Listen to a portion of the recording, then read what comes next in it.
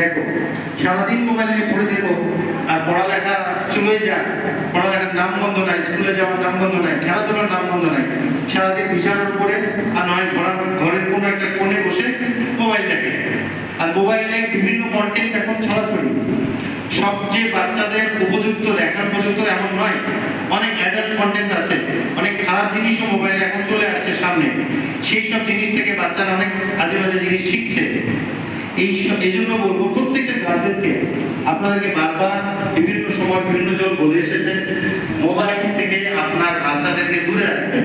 শুধু এটা রেডিয়েশন নয়, এটার অনেক মারাত্মক এফেক্ট আমাদের সবার শরীরেই পড়ে, অনেক অনেক বাজেভাবে পড়ে।